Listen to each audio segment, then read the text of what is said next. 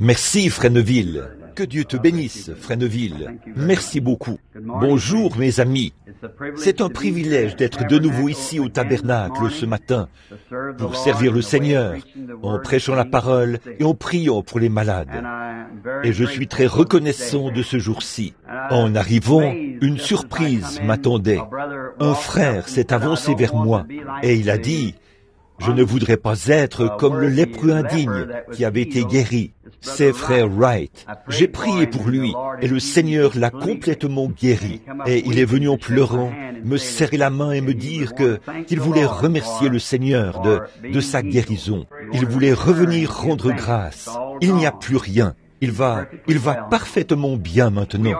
Nous sommes reconnaissants de ces témoignages. Et Charlie, toi et frère Jeffries, si vous voulez, vous pouvez venir prendre un siège ici sur l'estrade. Vous êtes plus que les bienvenus. Comme ça, vous n'aurez pas à rester debout. L'autre frère, là, et frère Wood, vous n'avez qu'à monter ici. Il y a quelques places ici sur le banc. Comme ça, vous n'aurez pas à rester debout. Je crois qu'il y a quelques places ici et... Oui, vous seriez plus que les bienvenus. Venez prendre ces sièges. Nous sommes dans la joie aussi. Je crois qu'il était dit une fois, je suis dans la joie quand on me dit, que Dieu vous bénisse frère. Merci, merci, merci. Je suis dans la joie quand on me dit, allons à la maison de l'Éternel. C'est le privilège du chrétien et c'est une joie pour lui d'aller à la maison de l'Éternel. En regardant un peu partout et en voyant tant de mes amis ici ce matin, je suis vraiment ravi. Je suis content de voir frère et sœur Dow ici de l'Ohio. Je vois frère et sœur Armstrong là-bas au fond qui ont fait le trajet depuis l'Ohio. Que Dieu vous bénisse aussi. Et en regardant un peu partout, on en voit tant qu'il serait difficile de les nommer tous. Sœur Hoover du Kentucky, nous sommes contents de vous voir ici ce matin. Et Charlie et Nellie, frère Jeffries et sa famille, et tant d'autres qui sont de l'extérieur de la ville. Alors, ce matin, nous nous attendons à passer des moments merveilleux dans le Seigneur. Nous nous attendons à ce que Dieu nous rencontre pour bénir nos âmes et nous donner les choses dont nous avons besoin. En promenant les regards sur l'auditoire, si je nommais tous mes amis qui sont ici, j'en aurais pour la plus grande partie de la matinée à mentionner le nom de chacun. Ça me réjouit d'être de retour à l'église, de voir tous les gens qui sont présents, d'avoir l'occasion de rencontrer. Qu'est-ce que ce sera quand nous arriverons au ciel et que nous nous rencontrerons là-bas pour ce grand temps de communion éternelle sans fin réunis autour du trône de Dieu, à partager les bénédictions mêmes qui nous étaient si chères à tous. Là, nous serons faits à sa ressemblance et à son image, avec son esprit sur nous, pour l'adorer et le servir pour toute l'éternité, sans jamais nous lasser. Réfléchissez de tout ce que vous aimez faire. Il n'y a rien à quoi vous puissiez penser dont il ne vous arrive pas, à un moment donné, de vous lasser. Charlie, je pense que toi et moi, nous avons chassé l'écureuil. De ce que nous aimons faire, c'est ce que nous avons fait le plus dans cette catégorie-là. Mais tu sais, on finit par s'en lasser. Et j'aime faire des randonnées, aller dans les montagnes faire des randonnées. Mais parfois, je m'en lasse. On a envie de faire autre chose. Et j'aime conduire. Parfois, je me sens fatigué, épuisé, les nerfs à fleur de peau. Alors, je saute dans ma voiture et je prends la route. Les mains sur le volant, je roule. En chantant, je suis si heureux de dire, je suis l'un d'entre eux, ou quelque chose comme ça. Les mains attachées au volant, je chante, je tape du pied, je pousse des cris. Eh bien, au bout d'un moment, je me lasse de ça. Et alors, je rentre à la maison faire autre chose. Mais quand nous nous mettrons à adorer Dieu dans ce nouveau royaume, il n'y aura pas un seul instant de fatigue. Ce sera simplement toujours une bénédiction. Simplement, sans fin. Mais, naturellement, à ce moment-là, nous serons changés. Nous ne serons pas comme nous sommes maintenant. Nous serons différents. Des créatures différentes de ce que nous sommes en ce moment. Alors, nous sommes heureux. J'étais en train de penser, je ne sais pas si j'ai déjà raconté ceci ou pas, Frère Charlie, il y a quelque temps, j'étais avec lui dans le Kentucky et il m'a dit, « Frère Branham, est-ce que tu penses que dans le millénium, toi et moi, nous allons chasser l'écureuil ?» J'ai dit, « Je ne le pense pas, Charlie. » Il a dit, « Mais nous aimions tellement ça. » Il a dit, « Est-ce que tu penses que nous le ferons quand nous serons dans le millénium ?» J'ai dit, « Non, dans le millénium, rien ne sera tué. » Et il a dit, « Mais nous aimions tellement ça. » J'ai dit, « Charlie, qu'est-ce qui se passerait si j'arrivais à te convaincre qu'à un moment donné tu avais été un porc et que tu t'étais élevé jusqu'à devenir un être supérieur, jusqu'à devenir un être humain? Est-ce qu'un jour tu retournerais, tu voudrais retourner jouir des plaisirs d'un porc? » Il a dit, « Non. » J'ai dit, « Tu vois, tu serais tellement supérieur au porc. Maintenant que tu es un humain, tu ne voudrais plus jamais redevenir un porc. » J'ai dit, « Maintenant, multiplie ça par 10 000, et c'est ce que tu seras quand tu auras été transformé de ce que tu es ici à ce que tu seras. Tu ne voudras plus jamais redevenir un humain. » C'est vrai, ce sera quelque chose de différent. Je suis si heureux, rien que d'y penser, de savoir qu'un jour, nous monterons plus haut. Bon, maintenant, si le Seigneur le veut, dimanche prochain, c'est-à-dire vers Ensuite, je vais partir pour le Wyoming, avec un bon ami, ou dans l'Idaho, avec un bon ami à moi, frère Miner Argenbright, frère Clayton Sonmore, les hommes d'affaires chrétiens. La semaine prochaine, la suivante, c'est-à-dire le 7, je dois être à Dallas, au Texas, à la convention de la voix de la guérison. Et je dois prêcher le 7 au soir. Et de là, je repartirai pour aller dans l'Idaho, être avec frère Argenbright et les hommes d'affaires chrétiens. J'aurai peut-être un soir à Minneapolis, avant que nous repartions. Et puis, un petit déjeuner des hommes d'affaires chrétiens. Si le Seigneur le veut, dimanche matin prochain, je veux être de retour ici au tabernacle, et si ça m'est permis, et que ce soit la volonté du Seigneur. Je voudrais parler sur le sujet du tourbillon dans le vent, si le Seigneur le veut. J'ai eu ça à cœur toute la semaine, semble-t-il. Et l'autre matin, très tôt, vers 4 heures du matin, je me suis éveillé et j'ai eu cette pensée, ce jour-là, sur le calvaire. Et je veux parler là-dessus ce matin, ce jour-là, sur le calvaire. Et maintenant, pour la lecture, prenons maintenant dans nos Bibles, dans l'Écriture, l'Évangile de Matthieu, au chapitre 27. Et, à partir du verset 27, nous lirons un bout de ce passage de l'Écriture pour avoir notre toile de fond. Puis nous commencerons tout de suite après. Et après le service de prédication, alors nous prierons pour les malades.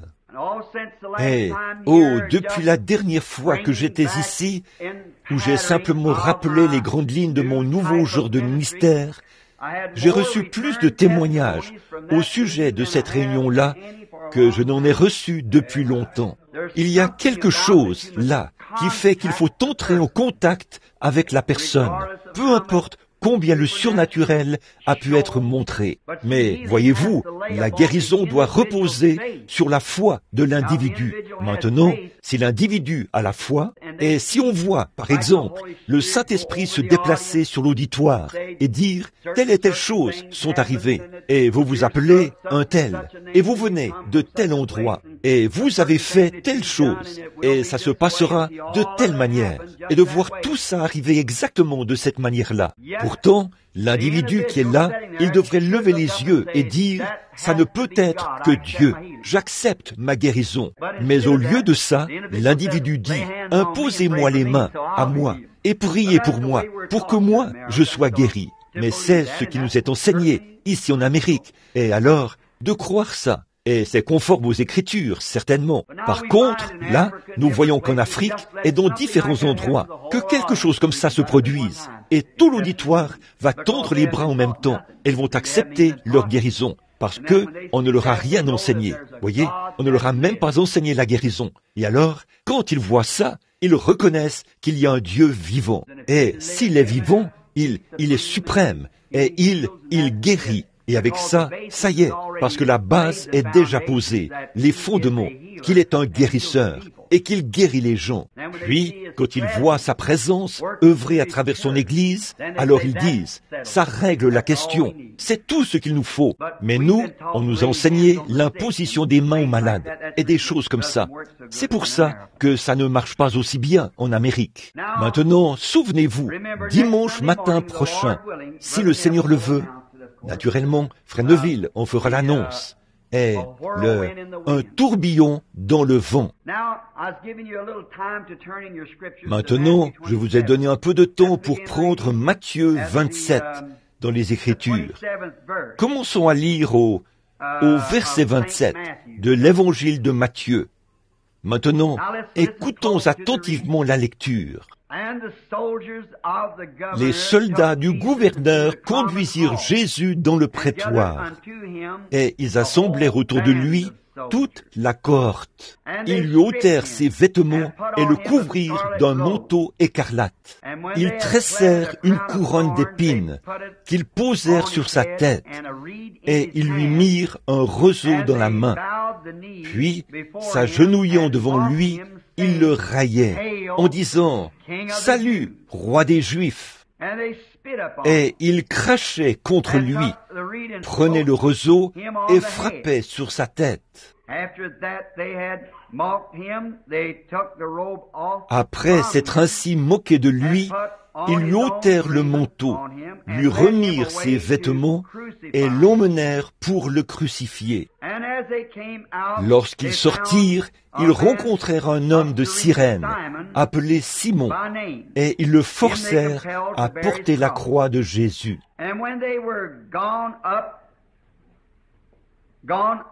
Montés, arrivés au lieu nommé Golgotha, ce qui signifie lieu du crâne. Ils lui donnèrent à boire du vin mêlé de fiel. Quand il l'eut goûté, il ne voulut pas boire. Après l'avoir crucifié, ils se partagèrent ses vêtements et tirèrent au sort, afin que s'accomplît ce qui avait été annoncé par le prophète. Ils se sont partagés mes vêtements et ils ont tiré au sort ma tunique. Ils s'assirent et le gardèrent. Pour indiquer le sujet de sa condamnation, on écrivit au-dessus de sa tête, « Celui-ci est Jésus, le roi des Juifs. » Avec lui furent crucifiés 2 brigands, l'un à sa droite et l'autre à sa gauche. Les passants l'injuriaient et secouaient la tête en disant, « Toi qui détruis le temple et qui le rebâtis en 3 jours, sauve-toi toi-même. Si tu es le Fils de Dieu, descends de la croix. » Les principaux sacrificateurs, avec les scribes et les anciens, se moquaient aussi de lui et disaient, « Il a sauvé les autres et il ne peut se sauver lui-même. S'il est roi d'Israël, qu'il descende de la croix et nous croirons en lui. » Il s'est confié en Dieu. Que Dieu le délivre maintenant, s'il veut le sauver. Car il a dit, « Je suis Fils de Dieu. » Les brigands, crucifiés avec lui, s'insultaient, l'insultaient de la même manière. Depuis la 6e heure jusqu'à la 9e, il y eut des ténèbres sur toute la terre. Et vers la 9e heure, Jésus s'écria d'une voix forte, « Élie, Élie, lama sabachthani » c'est-à-dire, « Mon Dieu, pourquoi m'as-tu abandonné »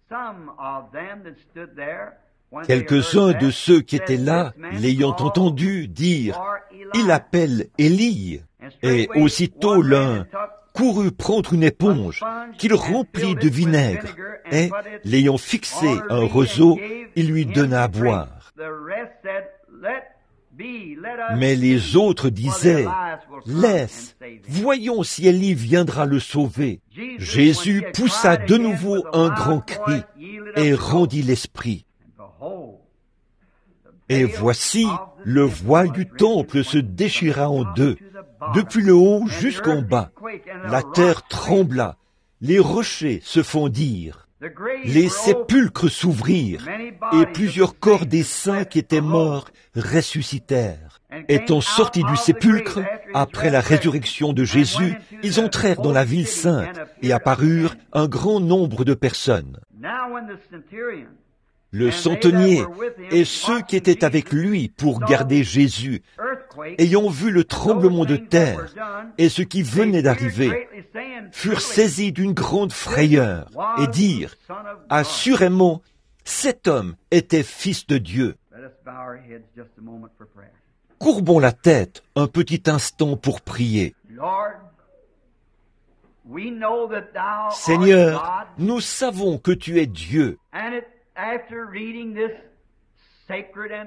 Et cela, après avoir lu cette parole sainte et sacrée, nous pouvons encore voir que ta nature n'a pas changé. Tu es toujours Dieu. Et il semblait que Jésus n'allait recevoir aucun secours, qu'il était tombé aux mains des impies, et on l'avait mis en pièces. On lui avait craché dessus.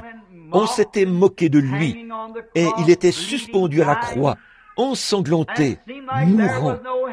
Et il semblait qu'il n'y avait aucun secours, de nulle part, au point qu'il s'est même écrié, « Mon Dieu, pourquoi m'as-tu abandonné ?»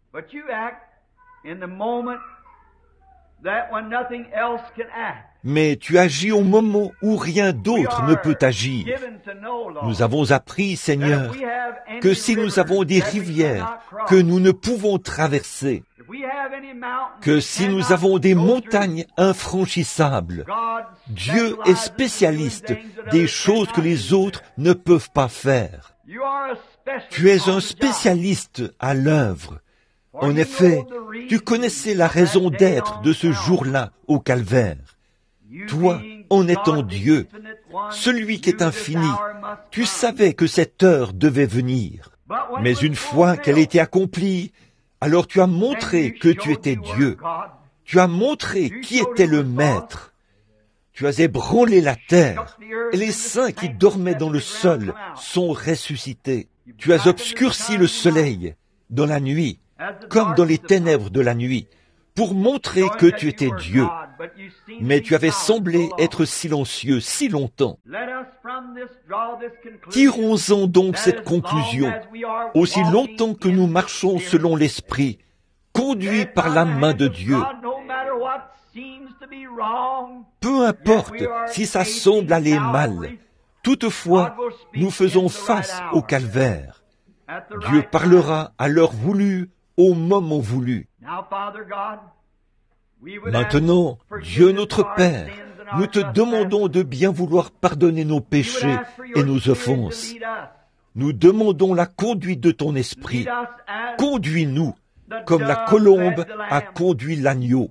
Permets que nous soyons obéissants face à tout ce qui peut nous arriver, en sachant ceci, que Dieu fait concourir toutes choses au bien. Alors nous savons que tout ira bien. Sois avec nous aujourd'hui pendant ce service. Nous te prions de sauver ceux qui peuvent être sauvés, qui cherchent le salut. Remplis de la vie éternelle ceux qui la cherchent. Nous te prions de guérir ceux qui sont malades et affligés, qui sont venus chercher la guérison.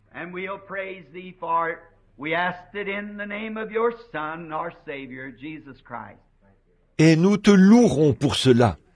Nous le demandons au nom de ton Fils, notre Sauveur, Jésus-Christ. Amen. Maintenant, dans la prédication de ce matin, nous désirons attirer votre attention sur le texte que j'ai choisi de commenter. Ce jour-là, sur le calvaire. Ça peut paraître un peu hors de saison. Ça devrait être un vendredi saint. On devrait se souvenir du calvaire chaque jour. Nous avons entendu tant de choses sur lui. Nous avons lu tant de choses sur lui. Des prédicateurs ont prêché sur lui depuis le commencement du temps. Des chanteurs l'ont chanté tout au long des âges. Des prophètes l'ont prédit 4000 ans avant qu'il arrive. Et les prophètes d'aujourd'hui indiquent aux gens le moment où il s'est déroulé.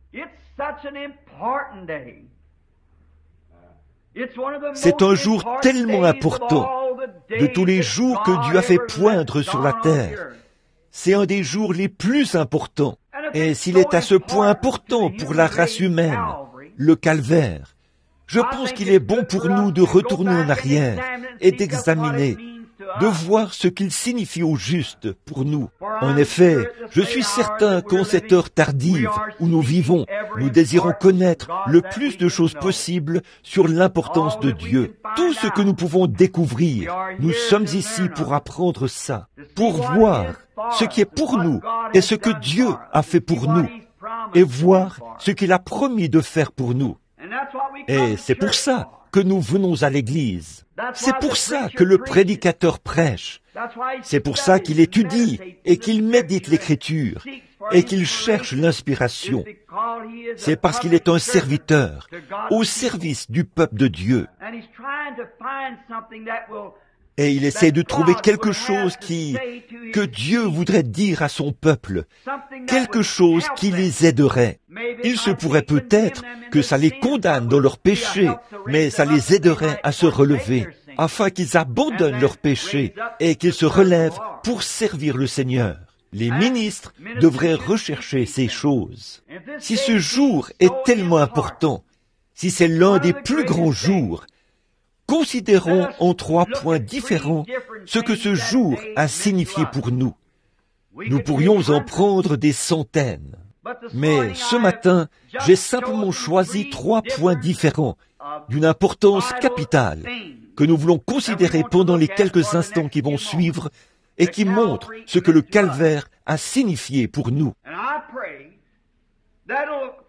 Et je prie que cela condamne chaque pécheur ici présent, que cela amène chaque saint à tomber à genoux, que cela amène chaque malade à élever sa foi vers Dieu et à repartir guéri, chaque pécheur à être sauvé, chaque rétrograde à revenir et à avoir honte de lui, et chaque saint à se réjouir et à retrouver une ardeur nouvelle, une espérance nouvelle. Le grand point important, ce que le calvaire signifie pour nous et pour le monde, c'est qu'il a réglé la question du péché, une fois pour toutes.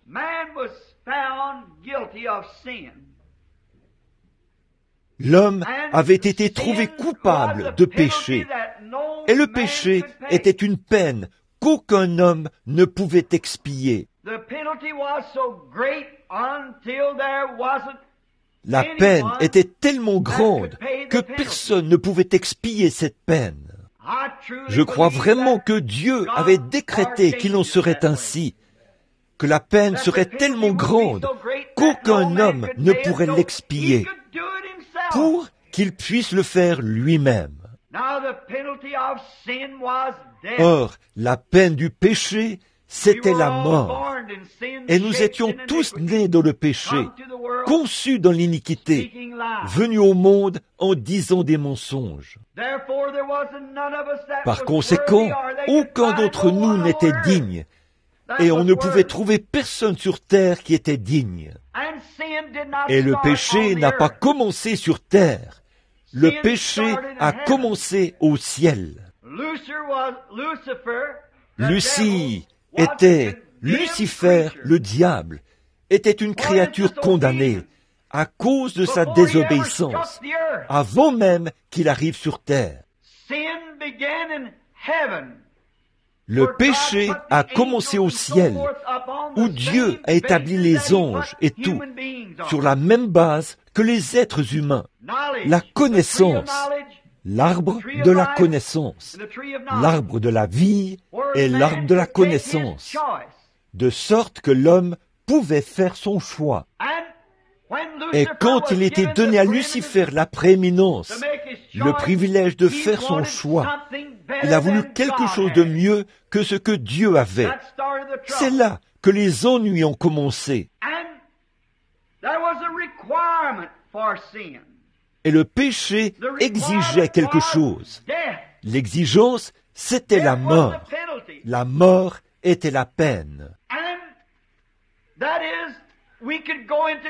Et là, nous pourrions entrer dans de nombreux détails là-dessus, parce que je ne crois pas qu'il n'y a qu'une seule mort. Il y a une seule vie, et je crois qu'un homme qui a la vie éternelle ne peut jamais mourir. Je crois qu'il y a un anéantissement complet de l'âme qui pêche. En effet, la Bible dit, l'âme qui pêche, c'est celle qui mourra certainement. Non pas l'homme, mais l'âme qui pêche. Alors Satan devra certainement mourir, être complètement détruit. Je ne suis vraiment pas d'accord avec les universalistes qui disent que Satan sera sauvé. Il a péché et il est l'auteur du péché. Son âme a péché et il était un esprit. Cet esprit sera totalement anéanti. Il n'en restera plus rien. Et quand le péché a frappé la terre, là-bas au commencement, comme un voile d'obscurité tombé des cieux, il a littéralement paralysé la terre. Il a précipité dans l'esclavage toutes les créatures de la terre et toute la création de Dieu. L'homme était sous l'esclavage de la mort, de la maladie, des ennuis, du chagrin. Avec lui, toute la nature est tombée. Le péché était un anesthésique qui, en fait, a paralysé la terre. Alors, nous nous sommes retrouvés ici, sans espérance, parce que toutes les créatures de la terre y étaient assujetties, et tous ceux qui naissaient sur terre y étaient assujettis. Alors, il fallait que ça vienne d'un lieu où le péché n'existait pas. Ça ne pouvait pas venir de la terre. L'un de nous ne pouvait pas racheter l'autre. Il fallait que ça vienne de quelqu'un d'autre. Donc, quand l'homme s'est rendu compte qu'il était séparé de son Dieu, il est devenu un vagabond. Il pleurait, il poussait des cris, il peinait.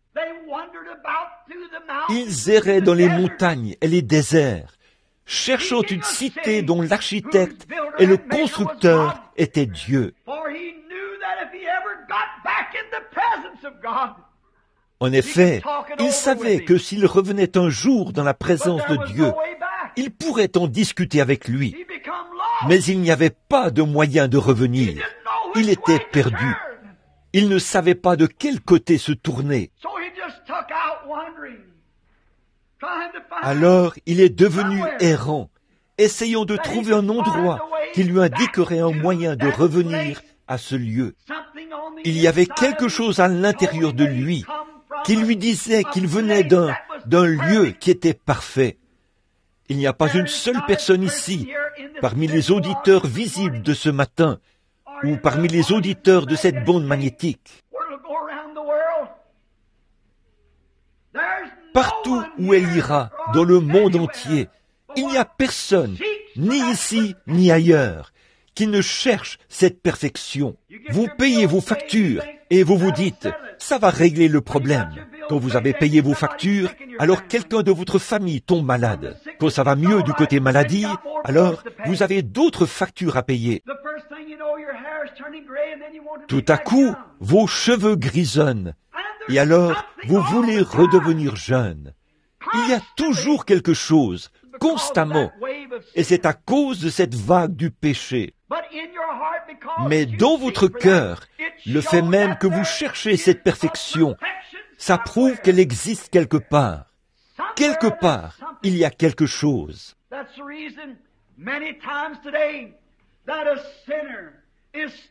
C'est pour ça qu'aujourd'hui, bien souvent, le pécheur est toujours errant.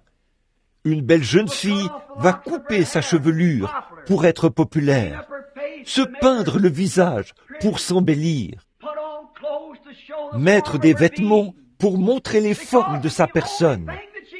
C'est parce que c'est tout ce qu'elle peut trouver quelque part, en cherchant à trouver quelque chose qui lui revienne.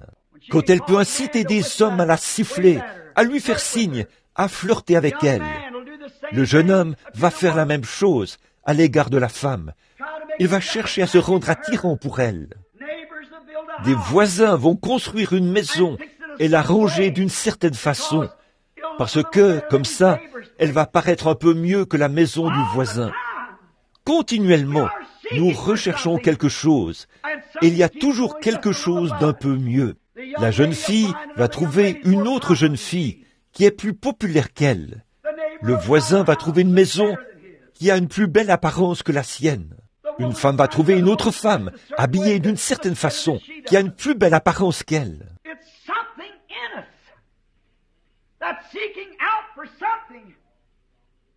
C'est quelque chose en nous qui recherche quelque chose, et ça montre que nous sommes perdus. Nous voulons trouver ce quelque chose qui nous apportera la satisfaction, qui comblera ce vide, cette faim qui est à l'intérieur. Mais il semble que nous n'arrivons pas à le trouver. Les êtres humains ont cherché à le trouver tout au long des âges. Pour ce faire, ils ont pleuré, ils ont poussé des cris, ils ont fait tout ce qu'ils ont pu, mais ils ne l'ont quand même pas trouvé. Ils erraient dans le monde. Enfin, un jour, ce jour du calvaire, quelqu'un est descendu de la gloire. Quelqu'un du nom de Jésus-Christ, le Fils de Dieu, est descendu de la gloire. Et le calvaire a pris forme. C'est ce jour-là que le prix a été payé et que la question du péché a été réglée pour toujours. Et c'est ce qui a ouvert le chemin vers cette chose dont nous avons faim et soif. C'est ce qui nous a amenés à un lieu de satisfaction. Aucun homme qui a déjà visité le calvaire, qui a vu ce qui s'est passé là-bas, ne pourra jamais plus être le même. Tout ce à quoi il n'a jamais aspiré, tout ce qu'il n'a jamais désiré, il le trouve quand il atteint cet endroit. C'était un jour tellement important et quelque chose de tellement important que le monde en a été secoué. Le monde en a été secoué, secoué comme il ne l'avait jamais été auparavant. Quand Jésus est mort au calvaire et qu'il a réglé la question du péché, ce monde de péché était plongé dans l'obscurité. Le soleil s'est couché au milieu du jour. Il a eu un effondrement nerveux. Les rochers ont été secoués. Les montagnes se sont fendues. Et d'un coup, les cadavres sont sortis de la tombe. Qu'est-ce que cela a eu pour conséquence? Dieu s'est dirigé droit sur le calvaire. Il a blessé pour toujours cet animal appelé Satan. Depuis lors, celui-ci est plus méchant parce que c'est ce qui a apporté la lumière à la race humaine. Et tout le monde sait qu'un animal qui est blessé, c'est là qu'il est le plus méchant. Il se traîne de lieu en lieu, le dos brisé. Or, Satan a reçu le coup fatal au calvaire. La terre a prouvé que c'était bien le cas. Le plus grand prix qui ait jamais été payé, le seul qui pouvait le payer est venu le payer au calvaire. C'est là que le grand prix a été payé. Voilà un des points. Dieu avait exigé ça. Aucun homme n'en était digne. Aucun homme n'en était capable. Aucun homme ne pouvait le faire. Alors Dieu est venu lui-même. Il s'est fait homme. Il a vécu une vie humaine, sujette aux désirs humains, et il était crucifié au calvaire. Et là, alors que Satan pensait qu'il ne le ferait pas, qu'il n'irait pas jusqu'au bout, Il a supporté Gethsémané et toutes les tentations que n'importe quel homme a jamais supportées. Il a supporté tout ça exactement comme tous les hommes, mais il a payé le prix. Et c'est ce qui a plongé la terre dans l'obscurité. C'était comme une anesthésie pour une opération. Quand un médecin anesthésie un homme, avant de l'opérer, il l'assomme d'abord. Et quand Dieu a pratiqué l'opération pour l'Église, le monde a reçu une anesthésie. La nature a eu une convulsion. Ça n'a rien d'étonnant. Dieu, dans une chair humaine, mourait. C'était l'heure que le monde avait attendue. Et pourtant, beaucoup d'entre eux ne le savaient pas.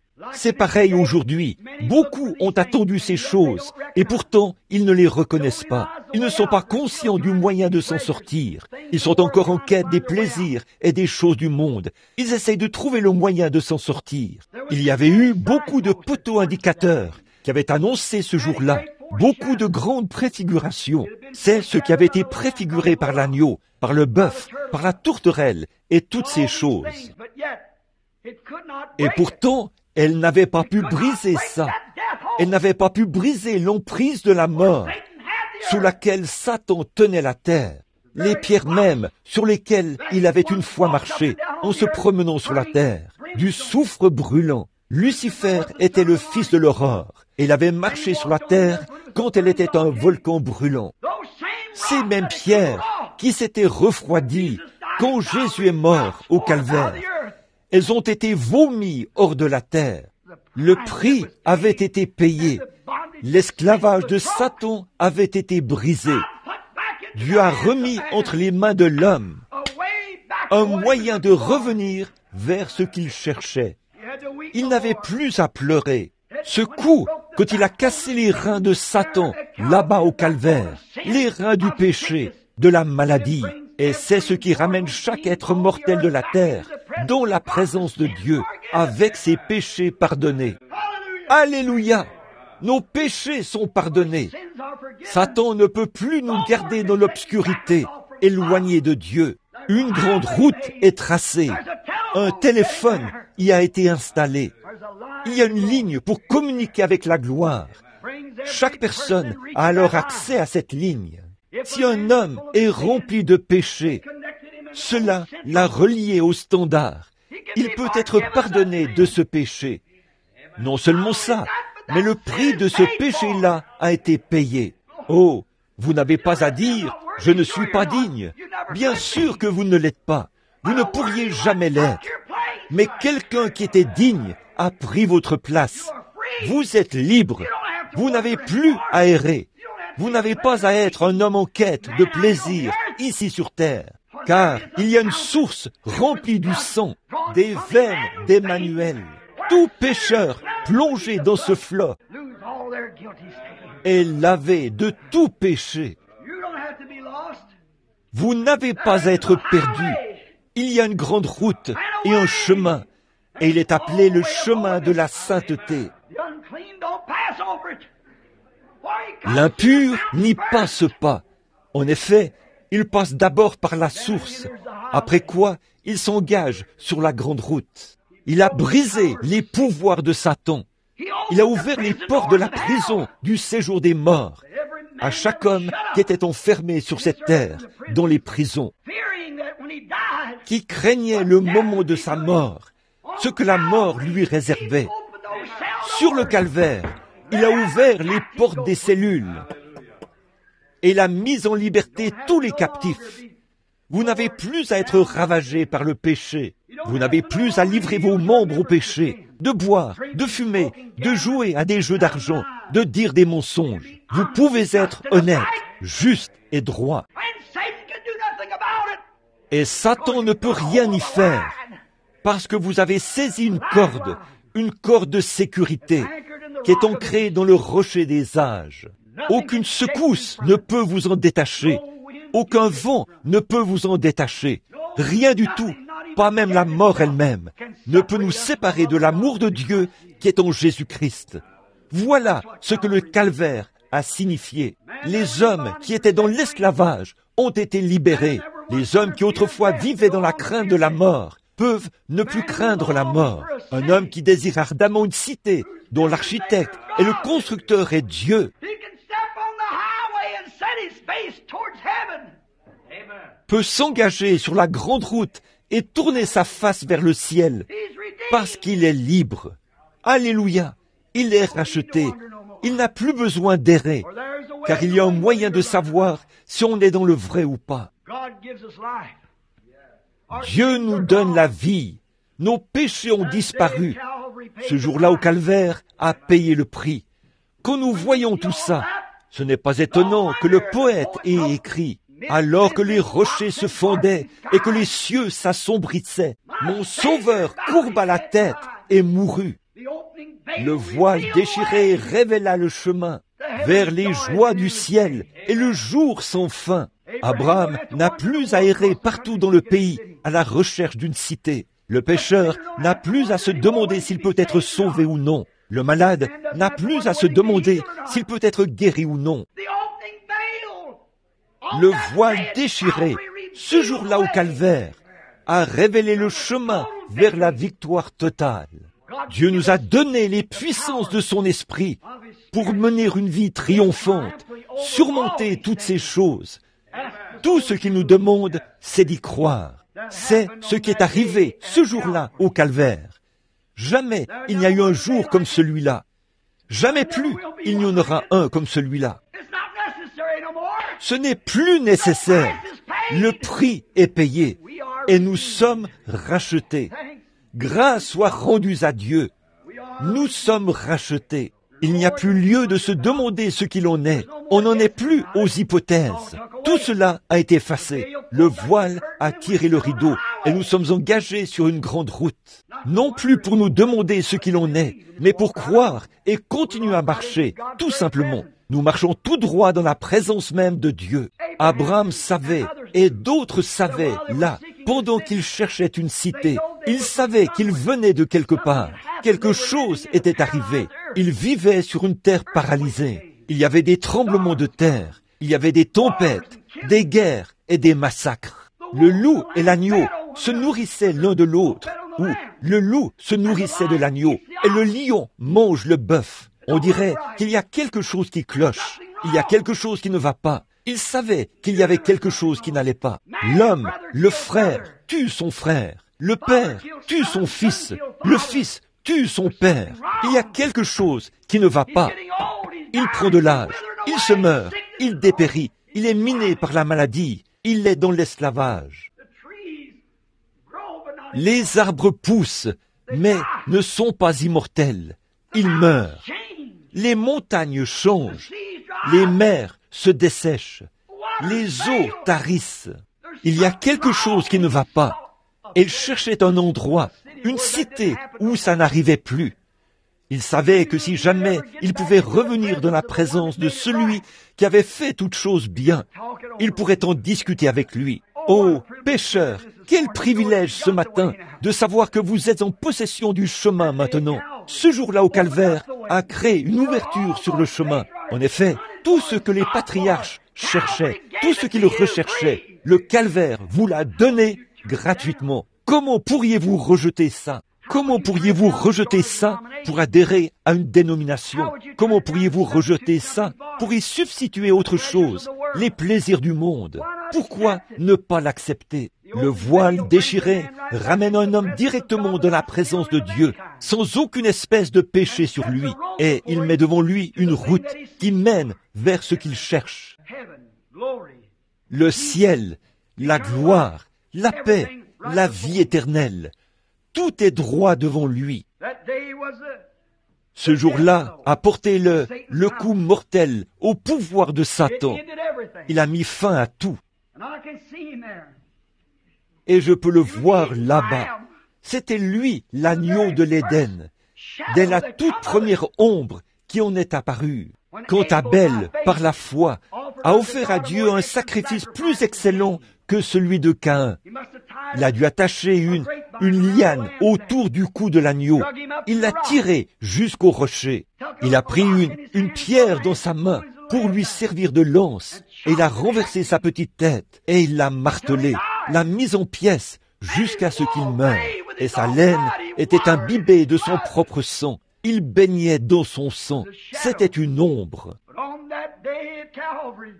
Mais ce jour-là au calvaire, là ce n'était pas un agneau de cette terre, mais c'était l'agneau de Dieu qui mourait, qui baignait dans son propre sang. Le monde l'a mis en pièces, l'a martelé, l'a battu, lui a craché dessus, l'a frappé brutalement, l'a giflé et tout. Et le sang tombait goutte à goutte de ses cheveux. Quand l'agneau d'Abel est mort, il est mort en parlant dans une langue qu'Abel ne pouvait pas comprendre. Il bêlait. Et quand l'agneau de Dieu est mort, ce jour-là au calvaire, il a parlé dans une langue, personne ne l'a compris. Mon Dieu, pourquoi m'as-tu abandonné? C'était l'agneau de Dieu, mis en pièces, martelé.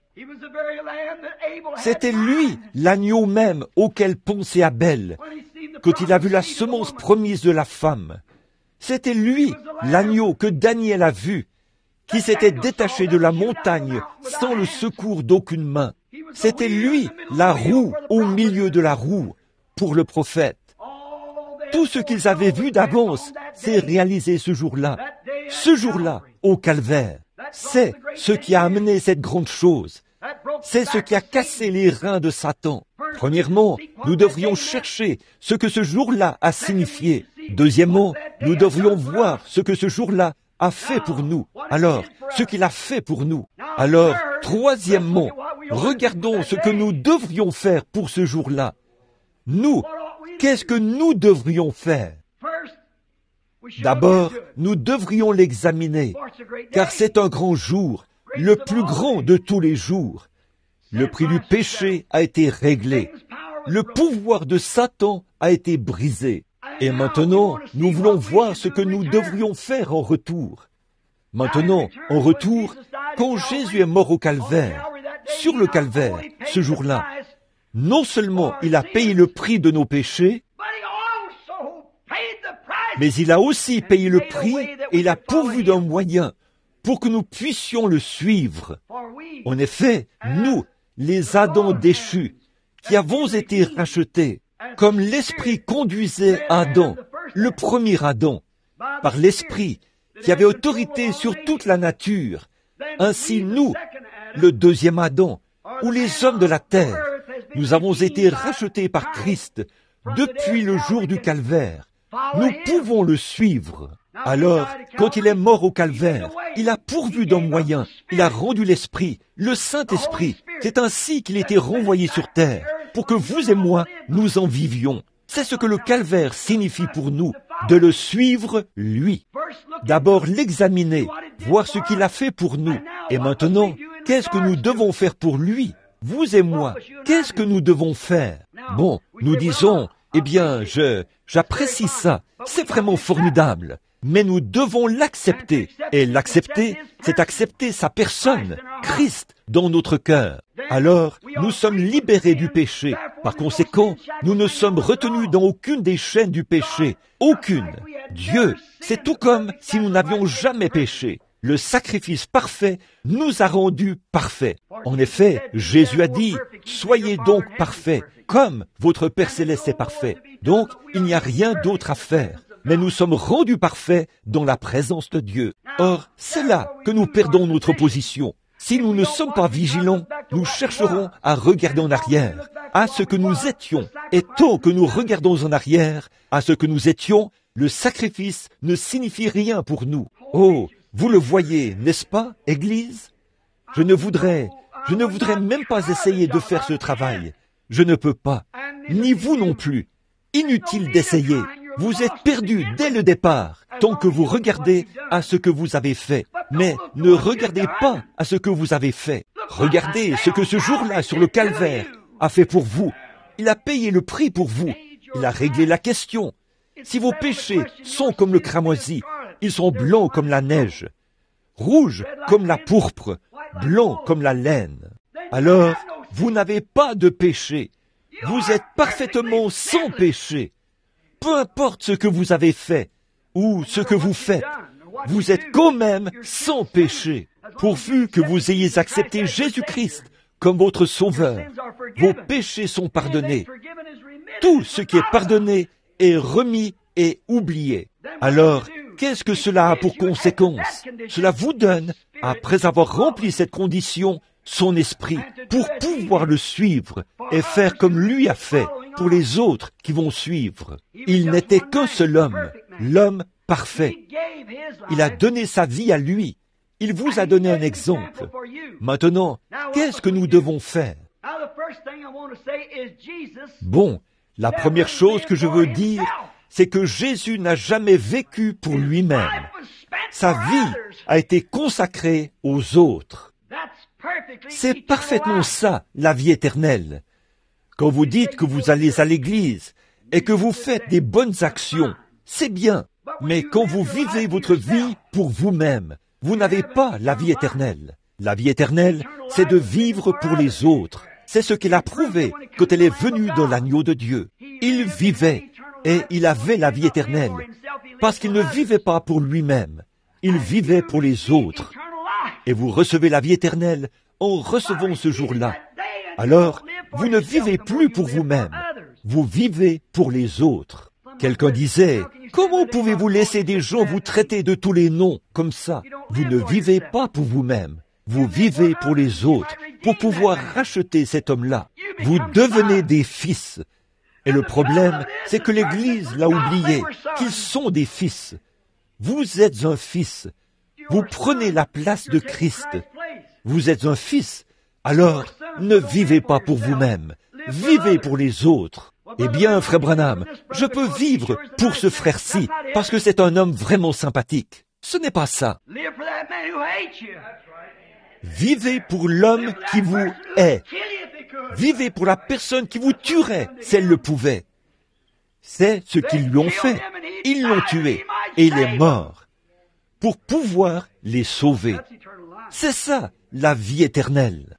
Quand vous, c'est ça que vous avez dans votre cœur, alors vous vous dirigez vers le ciel, mais vous sacrifiez les choses qui vous appartiennent. Vous les abandonnez, comme le mouton donne sa laine. Vous regardez plus loin, en direction du calvaire. J'espère que ceci vous aide à vous positionner. C'est ça que le tabernacle, c'est ça que tous les gens doivent faire. Il faut trouver ce que vous êtes. Et quel est le but? L'Église, il ne s'agit pas d'aller à l'Église, rien que pour jouer de la musique et chanter des cantiques. L'Église est un lieu de correction. Le jugement commence par la maison de Dieu. Nous devons nous regarder comme morts et comme vivants pour Christ. Alors, il a pourvu du moyen pour que nous puissions nous sacrifier nous-mêmes pour son service, pour le suivre. Si nous le suivons, nous vivons la vie que lui a vécue. C'est merveilleux, ça. Jésus a dit, il en a parlé. Je vais vous donner quelques citations là-dessus. Écoutez bien, ne manquez pas ceci. Jésus a dit que ce jour-là, il séparerait les gens comme les brebis d'avec les boucs. Et il dirait aux boucs, mettez-vous à gauche, et aux brebis, mettez-vous à droite. Et il a dit aux boucs, retirez-vous de moi, car j'ai eu faim, et vous ne m'avez pas donné à manger. J'étais en prison, et vous ne m'avez pas visité. J'étais nu, et vous ne m'avez pas vêtu. J'ai eu soif, et vous ne m'avez pas donné à boire. J'étais malade, et vous ne m'avez pas visité. Alors, retirez-vous de moi. Et aux brebis, il a dit, j'ai eu faim, et vous m'avez donné à manger. J'étais nu, et vous m'avez donné des vêtements. J'étais malade, et vous m'avez assisté. Et remarquez, ne manquez pas de saisir ceci, Église. Gardez ceci dans votre cœur pour toujours. C'était fait de façon tellement inconsciente. Les gens ne le font pas par devoir. Un homme qui vous donne quelque chose parce que c'est ce qu'il doit faire. Un homme qui vous donne à manger parce que c'est ce qu'il doit faire. Il a une conception égoïste. Ça devrait être votre vie même, votre initiative même. Ces brebis-là, ça les a tellement étonnées qu'elles ont dit, « Seigneur, quand as-tu eu faim et que nous n'ayons pas voulu te donner à manger? Quand as-tu eu faim et t'avons-nous donné à manger? Quand étais-tu nu et t'avons-nous donné des vêtements? Quand as-tu eu soif et t'avons-nous donné à boire? Quand étais-tu malade et t'avons-nous assisté? » C'était fait tellement automatiquement, par amour. C'était tout simplement ta vie qui vivait en eux. Oh Dieu, permets que les gens voient ce que le calvaire a fait pour nous. Tellement automatiquement. Quand ça, Seigneur? Nous ne l'avions jamais su. Regardez ce que Jésus a dit en se retournant. Toutes les fois que vous avez fait ces choses à ceux-ci, c'est à moi que vous les avez faites. Une vie dépourvue d'égoïsme. Non pas après réflexion, non pas d'y réfléchir, mais vous êtes tellement morts aux choses de ce monde et tellement vivants en Christ, tellement engagés sur la grande route, que ces choses-là sont tout simplement automatiques. Vous les faites tout simplement, non pas de dire « Bon, eh bien Seigneur, tu veux que je fasse ça ?» Ce n'est pas ça. Vous êtes simplement une partie de lui. Son esprit est en vous et vous agissez comme lui agissait. Ah, saisissez-le bien. Telle voie paraît droite à un homme, mais son issue, c'est la voie de la mort. Ceux qui me disent « Seigneur, Seigneur », n'entreront pas tous, mais ceux-là seuls qui font la volonté de mon Père. Simplement du fond du cœur, volontiers. Or, ce jour-là au calvaire a payé ce prix pour que nous puissions être comme ça. Non pas de dire, vous savez, une fois, la veuve Jones, elle n'avait plus de charbon et je suis allé lui en acheter. Je vous le dis, j'ai vu un frère qui avait besoin d'un complet et je suis allé lui acheter un complet. Dieu soit béni, je suis un chrétien. Oh là là, pauvre, égoïste, misérable, tu es un hypocrite. Que ta main droite ne sache pas ce que fait ta gauche, et que ta gauche ne sache pas ce que fait ta droite. Tellement automatiquement mort en Christ que vous le faites de toute façon. C'est votre nature, c'est votre caractère. Vous le faites de toute façon. C'est simplement ça, la vie qui vit en vous. Vous êtes complètement soumis à cet esprit, et c'est lui qui vit sa vie en vous. Oh, vous sentez cet esprit béni, cette vie. Ce n'est pas moi qui vis, a dit Paul, mais c'est Christ qui vit en moi. C'est tellement automatique. Eh bien, je vous le dis, frère Branham, nous sommes chrétiens. Nous aidons ces gens-ci, nous aidons ces gens-là. Oh là là, honte à vous. Le christianisme, ce n'est pas ça. Le christianisme, c'est tout simplement automatique. Ces choses-là sont à faire. C'est ce qu'il faut faire. Vous oubliez tout ça vraiment. Vous ne pensez même pas que « moi, non ». Allez, faites-le. Christ a complètement abandonné sa vie à Dieu. Il s'est donné lui-même, comme un serviteur, au service du peuple. Il a donné sa vie librement. Il n'était pas obligé de le faire. Il ne l'a pas fait à contre-cœur. Il n'a pas dit « Frère, vous devriez avoir beaucoup d'estime pour moi, là, parce que je suis venu mourir pour vous. » Il n'en a pas soufflé mot. Il est mort, de toute façon, parce que c'était Dieu en lui. C'est Dieu en vous. C'est Dieu en moi, qui fait que nous considérons les autres, les brebis d'un côté. L'un d'eux dira, « Eh bien, Seigneur, j'ai fait ceci, et Seigneur, j'ai fait cela. » Il a dit, « Retirez-vous de moi, vous, ouvriers d'iniquité. Je ne vous ai même jamais connu. » Si l'Église pouvait en arriver à saisir ces réalités fondamentales, que ce n'est pas quelque chose que vous essayez de faire, que vous vous forcez à faire, c'est quelque chose qui est né en vous. Pardonne-moi, mon ami pentecôtiste. Je suis pentecôtiste. Mais mes amis pentecôtistes en sont au point où il faut qu'il y ait beaucoup de musique très rythmée. Le battement des orchestres, ou de taper des mains, ou des tambourins, pour faire pousser des cris aux gens. Ça, ce n'est que de l'émotion. Les fanfares jouent avant la bataille. On fait ressentir l'émotion de la bataille aux gens. La musique, je crois à ça. Taper des mains, je crois à ça. Mais je crois à ces choses. C'est tout à fait vrai. Nous devrions avoir ces choses.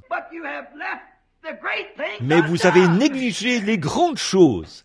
C'est cette vie de sacrifice de soi que Dieu vit en vous, de faire automatiquement ce qui est bien, parce que c'est bien, de continuer à avancer tout simplement, de trouver ça tout naturel, de mener cette vie-là tout simplement. Alors vous regardez, vous voyez ce qui se passe. Simplement vous êtes sur la grande route. C'est ça que le calvaire a signifié pour vous, sur la grande route, qui a été ouverte ce jour-là pour vous. Maintenant, souvenez-vous, vous ne pouvez pas être moitié bouc, moitié brebis. Ils ne sont pas compatibles. Bon, il y a beaucoup de gens qui disent, oui, vous savez quoi? Nous avons une organisation dans notre groupe. Nous aidons les pauvres. Nous faisons ceci. Il n'y a pas de mal à ça. Mais vous chantez vos propres louanges. Ne faites pas ça. Faites vos aumônes en secret, a dit Jésus. C'est tout simplement automatique. C'est quelque chose en vous. Ça ne vous demande pas plus que d'aller chercher un peu d'eau. Vous avez soif. Si votre voisin a soif, vous pensez à lui aussi. Le besoin du voisin, vous pensez à lui, autant que s'il s'agissait de votre besoin vous. Et vous n'y faites même pas attention. Vous continuez à mener votre vie, tout simplement. Or, vous ne pouvez pas être moitié brebis, moitié bouc. Donc, si vous dites, eh bien, notre Église a une organisation, nous donnons aux pauvres, et nous faisons ceci, et nous faisons cela, et nous faisons telle autre chose. Si vous avez cette partie-là, sans avoir l'autre, la vie de Christ en vous, vous le faites absolument en vain.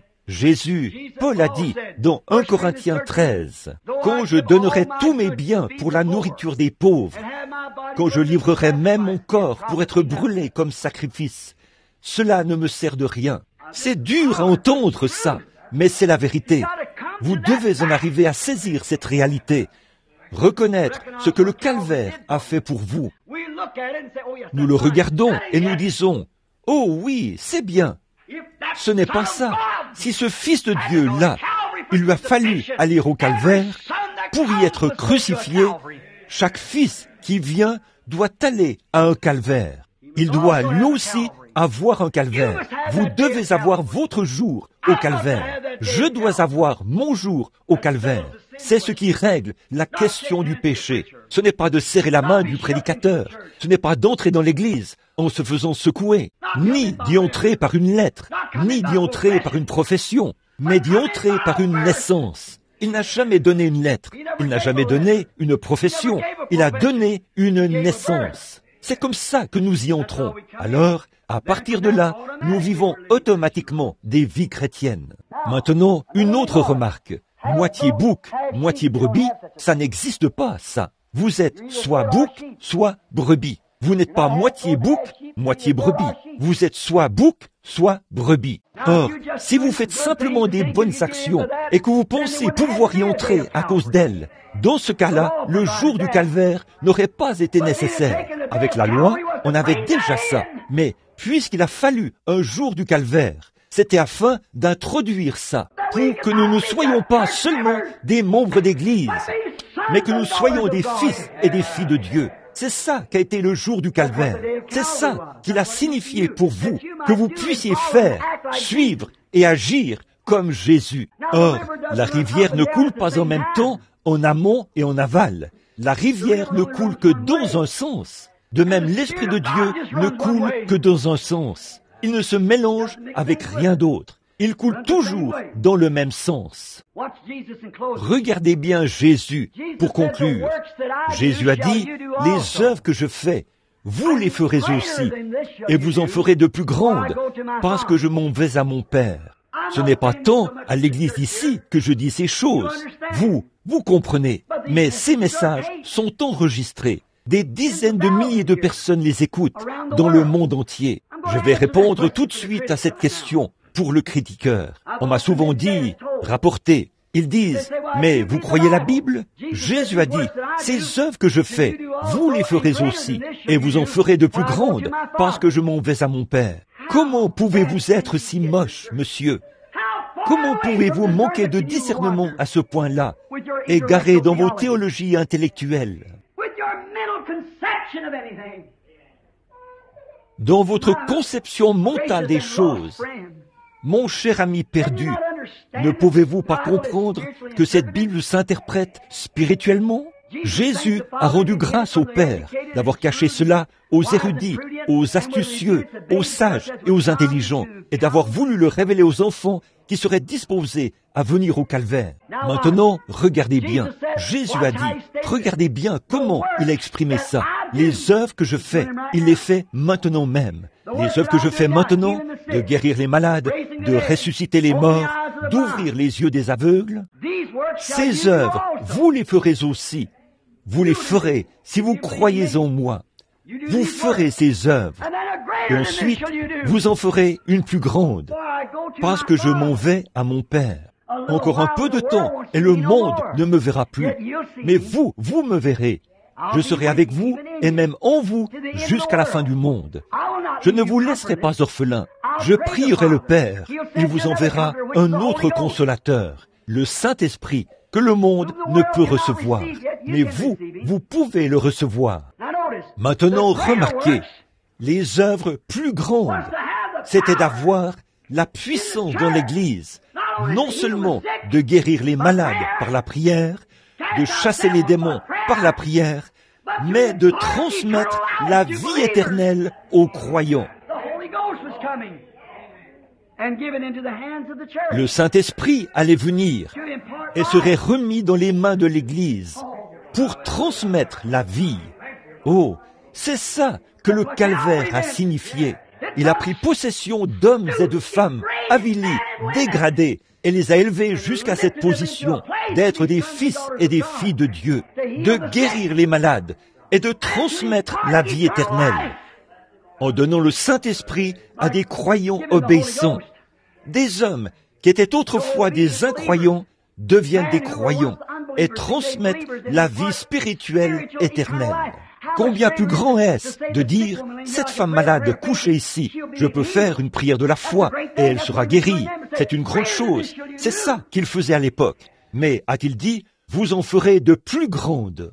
Je vais vous donner la puissance, non seulement de le ressusciter pour un temps, mais de lui donner la vie éternelle, celle qui sera éternelle pour toujours. Pauvres misérables aveugles, comment faites-vous pour manquer ça? Vous ne voyez donc pas ce qu'est la chose plus grande? C'est la plus grande chose qui ait jamais pu arriver.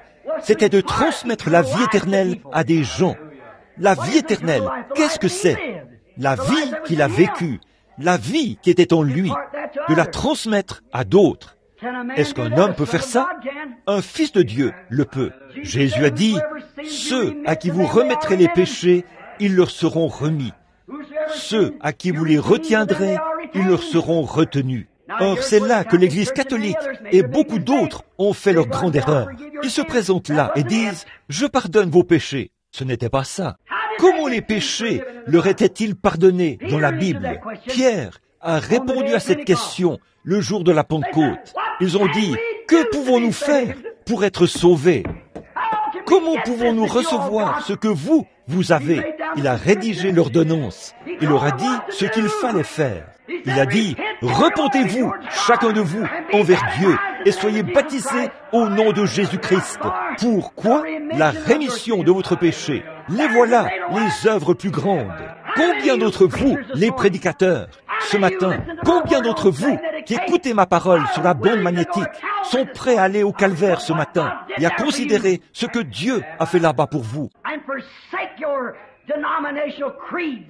À abandonner vos credos dénominationnels et à prêcher l'Évangile.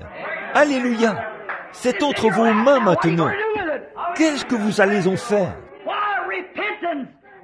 Car la repentance et la rémission du péché doivent être prêchées en son nom dans le monde entier, à commencer par Jérusalem. Alléluia! Gloire! Voilà! Qu'est-ce que le calvaire signifie pour vous? Qu'est-ce que ce jour-là a fait pour vous? Est-ce qu'il vous a bourré de théologie? Est-ce qu'il a fait de vous un collet monté? Ou bien est-ce qu'il a fait de vous un chrétien qui s'est livré entièrement? Alléluia! Le péché remis. Vous ferez des œuvres plus grandes que celles-ci. Vous voyez qui sont les vous, n'est-ce pas? Des œuvres plus grandes que celles-ci. de remettre les péchés au nom de Jésus-Christ.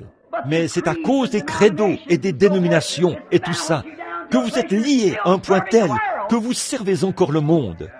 Dites-moi quel homme, dites-moi quelle femme peut venir au calvaire et chercher ensuite à faire l'important parce que quelqu'un a dit quelque chose.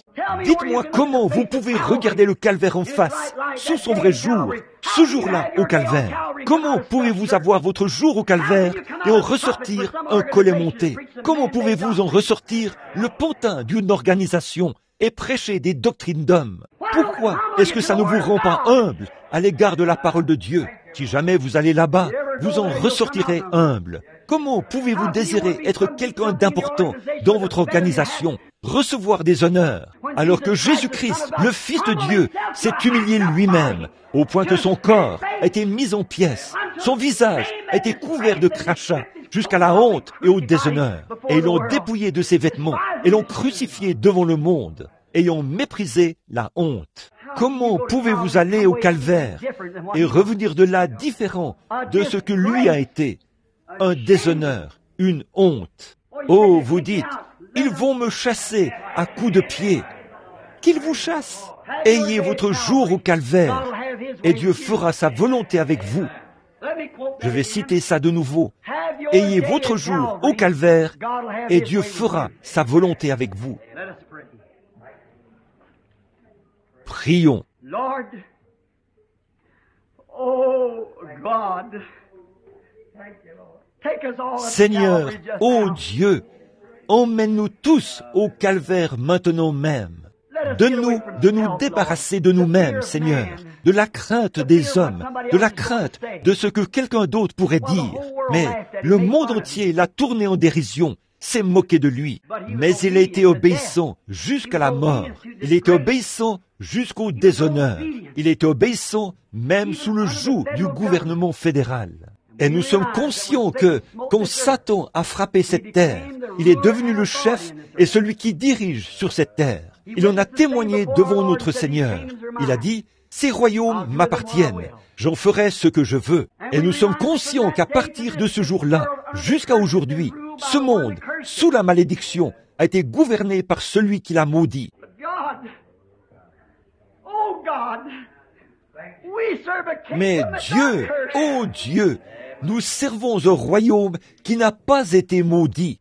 Dieu notre Père, c'est vraiment formidable. Ces grandes choses que tu as faites dans le monde du cinéma aujourd'hui, de permettre que de grands films comme les 10 commandements et ainsi de suite soient réalisés pour faire voir à des hommes et à des femmes qui ne mettraient même pas les pieds dans une église, mais leur faire voir ce qu'il en est.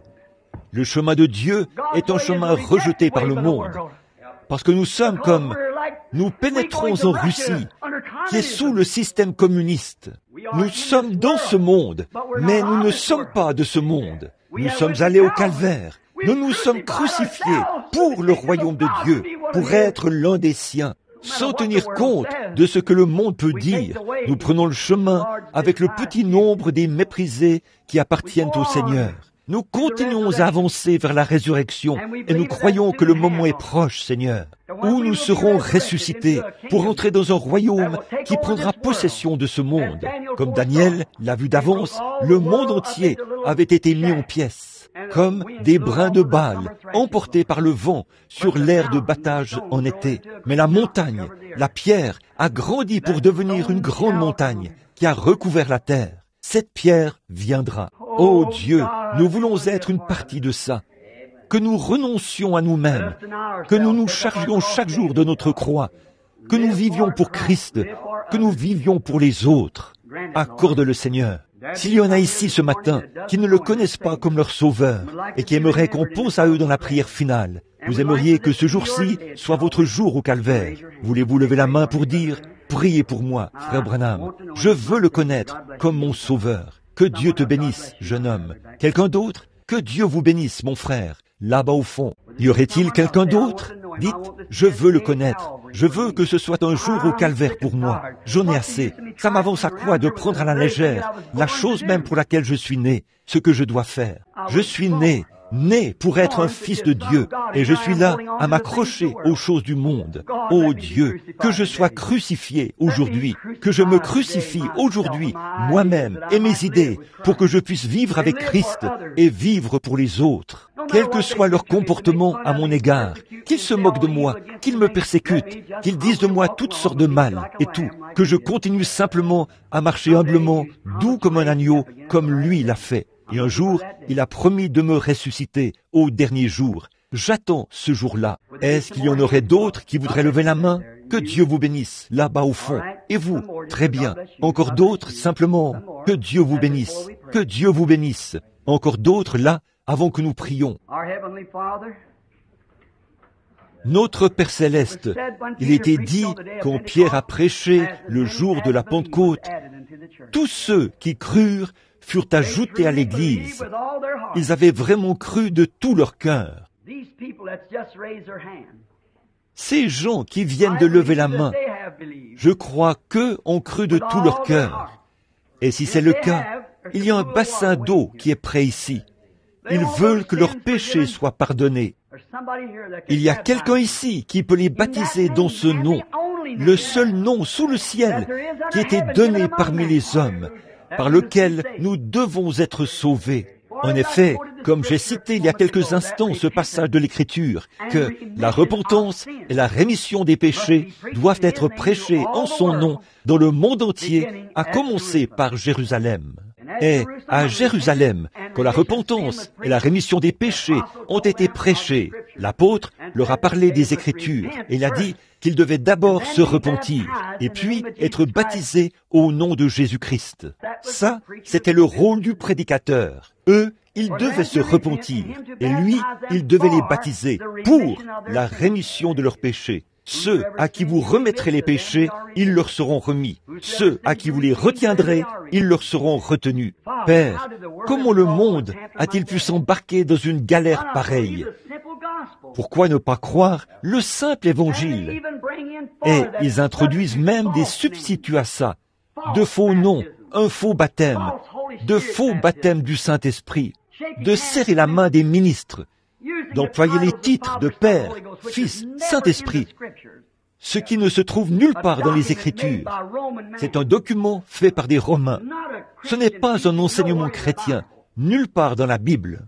La rémission des péchés, la rémission ne peut pas se faire au moyen d'un titre, mais au moyen du nom de Jésus-Christ. Or, Père, nous savons que c'est très impopulaire. Tes voies ont toujours été comme ça. Mais permets ce matin que des hommes et des femmes en viennent à ce jour-là, à ce jour du calvaire. Alors que Jésus, ayant méprisé ce jour, cette honte-là, d'être dépouillé de ses vêtements, d'être mis en pièces, de recevoir des crachats et d'être la risée du monde entier, de l'Église, des gens qui auraient dû l'aimer. Et pourtant, malgré tout ça, il n'a pas ouvert la bouche. Il est allé mourir pour ces gens qui se moquaient de lui. Oh Dieu, emmène-nous au calvaire ce matin. Et s'ils disent que nous sommes fous, s'ils disent que nous avons mal compris les Écritures, qu'ils disent tout ce qu'ils voudront, oh Dieu, ils ne peuvent pas se tenir dans la présence de Dieu et dire que c'est faux. Ils ne peuvent pas couvrir leurs péchés par la Bible. La Bible découvre leurs péchés, leur incrédulité, d'être populaire, de faire comme tout le monde. Qu'ils viennent au calvaire ce matin, et à commencer par Jérusalem. La repentance et la rémission des péchés doivent être prêchés en son nom à toutes les nations, à commencer par Jérusalem.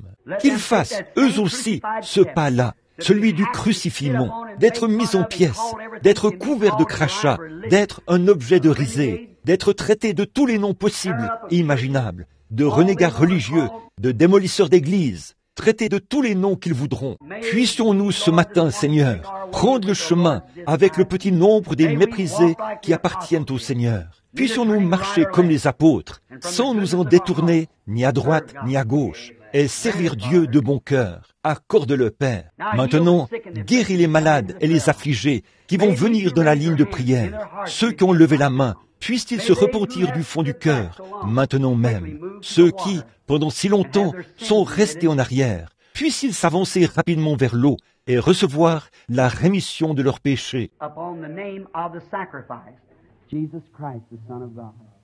Amen.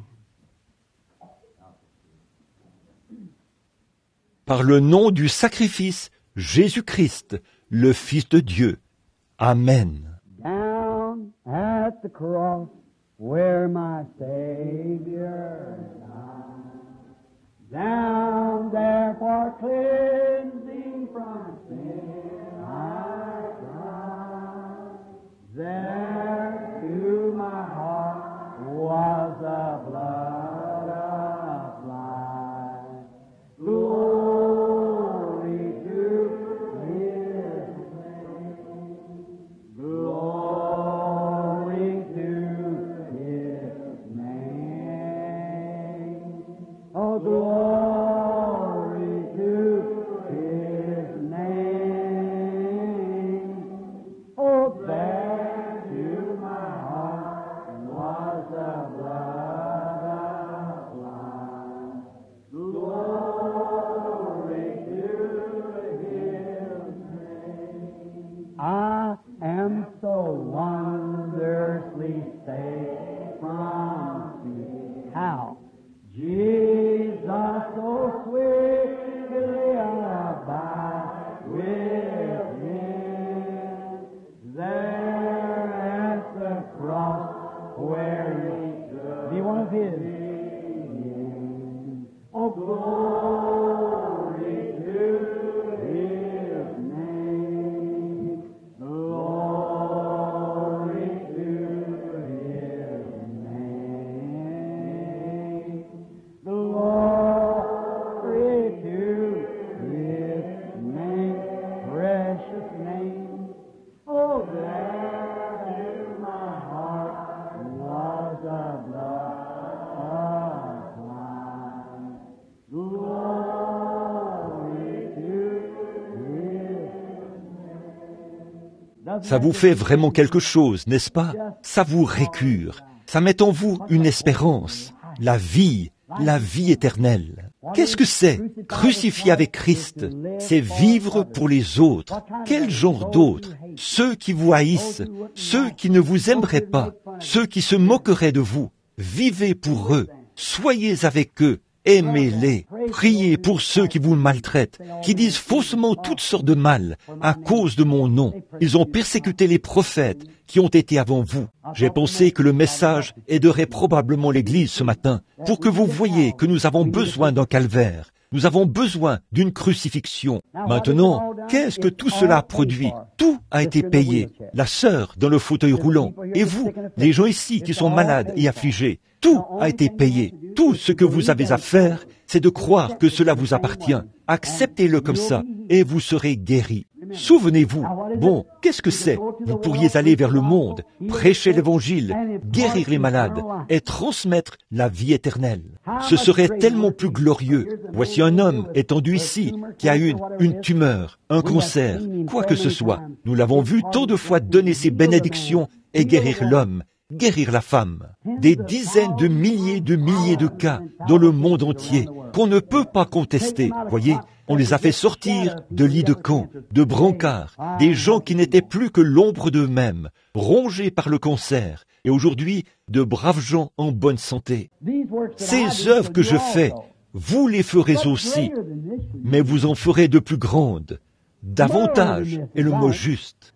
Quoi? Je leur ai donné un prolongement de vie par le nom de Jésus pour prolonger leur vie de quelques jours. Mais vous en ferez davantage. Vous leur donnerez la vie éternelle par mon nom. Pfiou.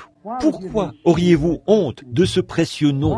Pourquoi les gens éviteraient-ils cela et s'en détourneraient-ils? C'est le diable, certainement. La repentance et la rémission du péché doivent être prêchées en son nom, dans le monde entier, à commencer par Jérusalem. C'est là que le message a été proclamé en premier. Pas vrai? Que la repentance et la rémission du péché soient prêchées en son nom, à commencer par Jérusalem. Maintenant, premièrement, nous ferons comme lui. Nous prierons pour la guérison des malades. Ensuite, nous aurons le grand don. L'eau est prête ici pour tous ceux qui veulent être baptisés. Il y a des vêtements ici pour les femmes, des vêtements ici pour les hommes, prêts afin que vous receviez la rémission de vos péchés. Parce que, souvenez-vous, vous ne pouvez recevoir la rémission de vos péchés que d'une manière conforme à l'enseignement de la Bible. car il n'y a sous le ciel aucun autre nom qui était donné parmi les hommes par lequel vous deviez être sauvés. Paul a rencontré des gens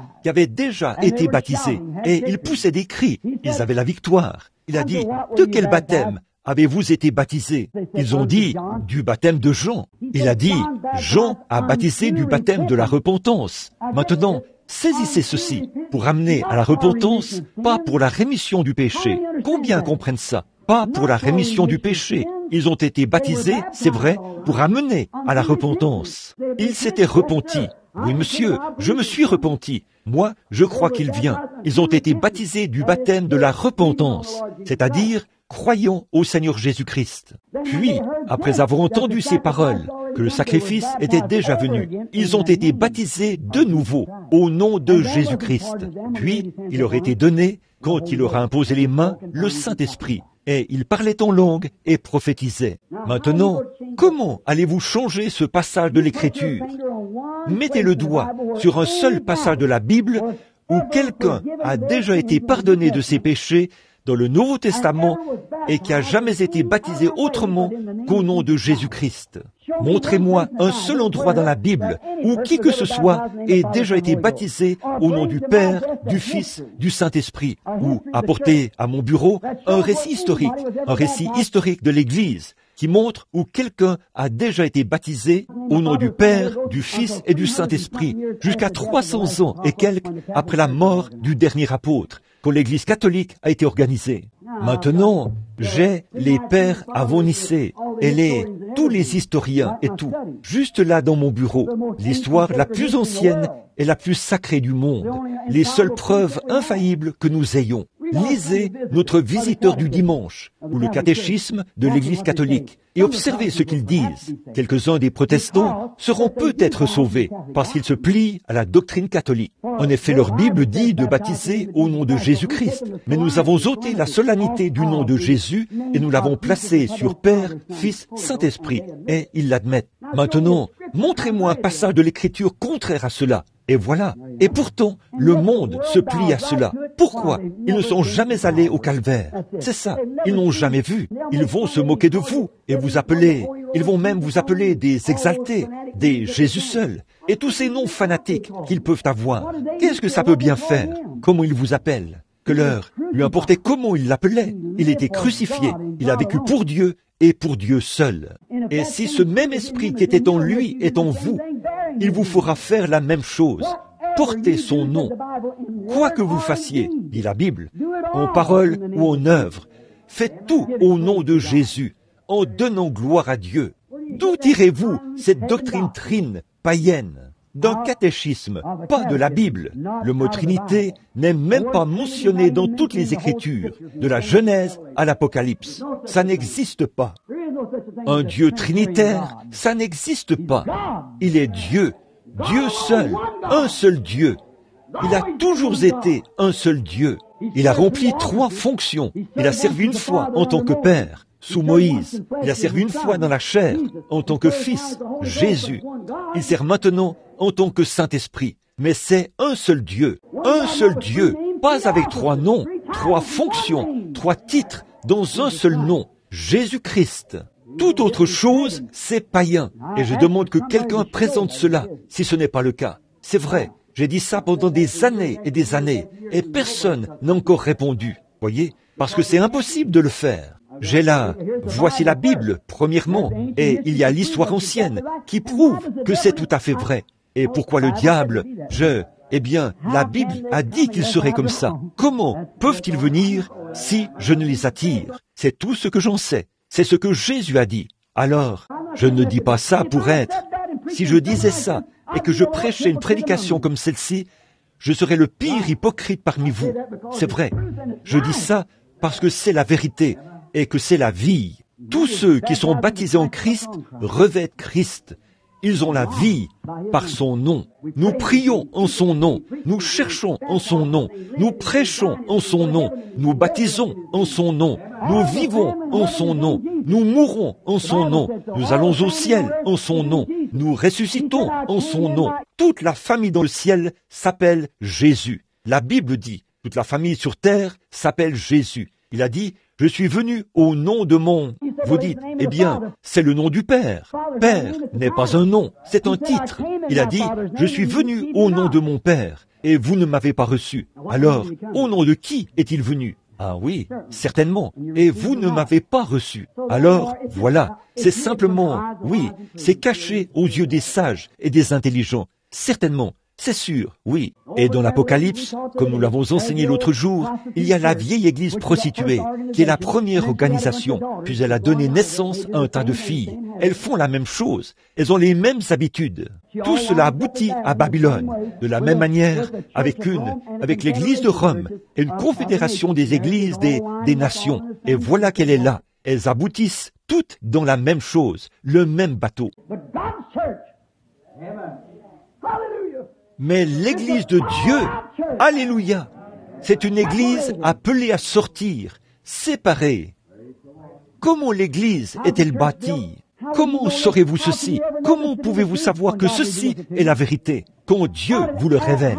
Comment Abel a-t-il su que c'était un agneau au lieu de pomme? Cela lui a été révélé. Par la foi, Abel offrit à Dieu un sacrifice plus excellent. En descendant de la montagne de la transfiguration, Jésus a dit, « Qui dit-on que je suis ?» Certains ont dit, « Élie, Moïse, et ainsi de suite. » Il a dit, « Mais je vous le demande, qui dites-vous que je suis ?» Pierre a dit, « Tu es le Christ, le Fils du Dieu vivant. » Il a dit, « Tu n'as jamais appris ceci. » Autrement dit, je dis ceci, pas pour être arrogant, mais pour bien faire pénétrer un point. Tu n'as jamais appris ceci dans un séminaire. Un homme ne t'a jamais enseigné cela. Mais c'est mon Père qui est dans les cieux qui t'a révélé ceci, que je suis, non pas Père, Fils et Saint-Esprit, mais je suis Jésus-Christ.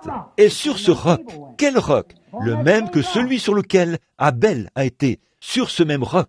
Sur ce roc, la vérité spirituelle de Dieu révélée, je bâtirai mon Église, et les portes du séjour des morts ne prévaudront jamais contre elle. C'est vrai, elles essayent, mais elles ne prévaudront jamais. Voyez? Alors, allez simplement au calvaire, soyez crucifiés, revenez, et prenez le chemin avec le petit nombre des méprisés qui appartiennent au Seigneur. Continuez à avancer. Maintenant, Seigneur, nous remettons toutes choses entre tes mains. De ce groupe, je ne sais pas ce qu'il y a ici. Je n'ai aucun moyen de le savoir, Seigneur, à moins que tu ne le révèles. Et maintenant, Dieu notre Père, je ne te demande pas de faire ça. J'ai présenté cela aux gens. C'est entre leurs mains maintenant. Les voilà.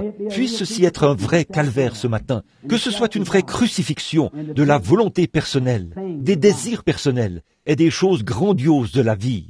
Puissent les hommes devenir humbles et prêts à prendre le chemin avec le petit nombre des méprisés qui appartiennent au Seigneur. Puissent-ils marcher humblement. Puissent-ils naître dans ce royaume, ce glorieux royaume de Dieu, qui est un corps spirituel, le corps céleste de Christ sur la terre. Nous avons tous été baptisés dans un seul esprit pour former un seul corps. Accorde-le, Seigneur, qu'il soit noir, blanc, jaune, brun, quoi qu'il soit, homme ou femme, esclave ou libre. Nous avons tous été abreuvés du même esprit.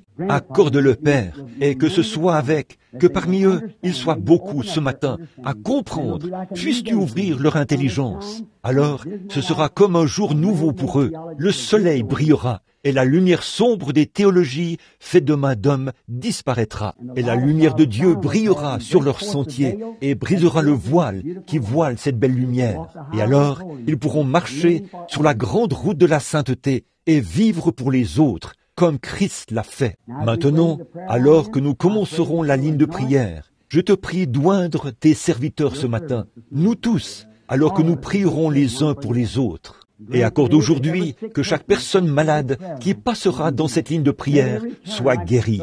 Puisse-t-il revenir, comme la petite fille qui louchait, et le petit garçon, et cette dame âgée, et frère Wright, et beaucoup de ceux qui sont venus, Seigneur, avec des afflictions et des maladies, et quelque chose que les médecins ne pouvaient pas guérir. Et les voici aujourd'hui. C'était il y a environ une semaine. et les voici en bonne santé aujourd'hui. Ô Dieu, puissent les hommes et les femmes s'avancer ici avec cette même foi, sachant qu'ils s'en vont au calvaire pour être crucifiés à leurs pensées et à leurs idées qu'ils ne peuvent plus guérir. Que la puissance qui a ressuscité Jésus de la tombe leur donne la vie, une grande vie de foi. Et puis, tout de suite après, fait que beaucoup viennent au baptistère pour se faire baptiser. Nous le demandons au nom de Jésus. Amen. Maintenant, nous n'avons que 20 minutes pour faire la ligne de prière et le service de baptême. Bon, nous n'avons pas de carte de prière. Nous avons laissé ça de côté et nous essayerons de les utiliser dans mes plus grandes réunions quand nous les commencerons. Je vous l'ai tous dit, nous l'avons présenté, nous l'avons sur bande et partout où je vais, ces bandes seront envoyées à l'avance. Le signe ne fait qu'indiquer la bénédiction. L'idée, c'était, si tu pries pour les malades, amène les gens à te croire. J'ai dit, ils ne me croiront pas. Il a dit, ces signes te seront donnés, et c'est par cela qu'ils croiront. Les signes ont été manifestés maintes et maintes fois, pendant 10 ans, partout dans le monde, sans faillir une seule fois. Il n'y a eu aucun échec là-dedans. Combien savent que c'est vrai?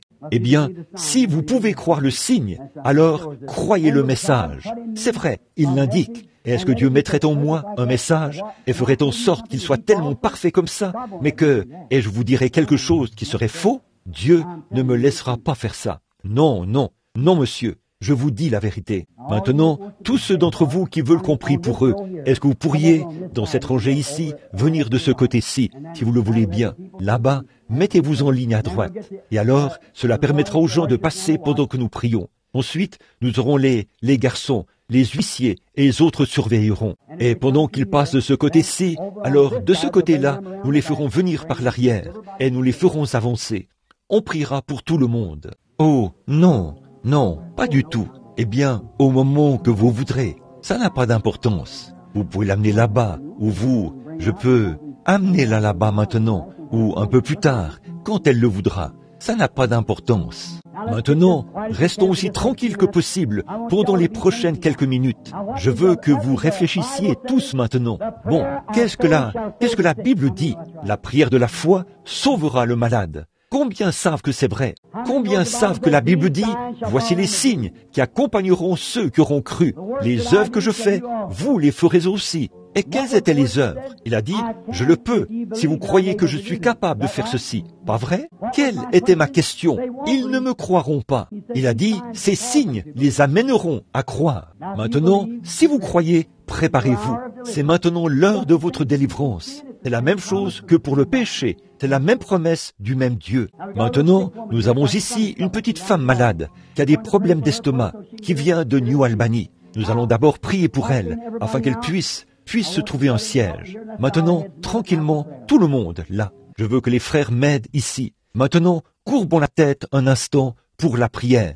Maintenant, Père Céleste, ceci a été ta parole. Je ne suis pas responsable des actions qu'on prendra à ce sujet, mais je suis responsable de la prêcher. Et sachant ceci, et sachant que je suis maintenant un homme d'âge mûr, et qu'un jour, je devrais me tenir devant toi, j'ai prêché la vérité du fond du cœur. Vous le savez, sans parti pris. Si c'était le cas, Seigneur, alors j'ai besoin de repentance. Et Père, je te prie de m'aider maintenant, alors que nous allons prier pour les malades. Puissent mes prières être exaucées, pas seulement mes prières, Seigneur, mais la prière de cette Église, alors que ces pauvres gens, et si c'était ma femme qui se tient ici, et si c'était elle, assise dans le fauteuil roulant, ou ma sœur, ma mère, ô Dieu, guéris ces gens. Veux-tu le faire, Seigneur? Regarde, debout dans la ligne de prière, problèmes cardiaques, cancer, tumeurs, toutes sortes de maladies et d'afflictions. Beaucoup d'entre eux viennent. Des centaines sont en train d'être délivrés, ici même, Seigneur. Et ils le voient, et ils le croient. Ils viennent dans la ligne de prière pour accepter leur délivrance. Ils s'avancent maintenant vers une pierre vivante, pas ton serviteur, mais vers ton Fils Jésus, qui est le conducteur de l'Église, la personne spirituelle et mystique parmi nous.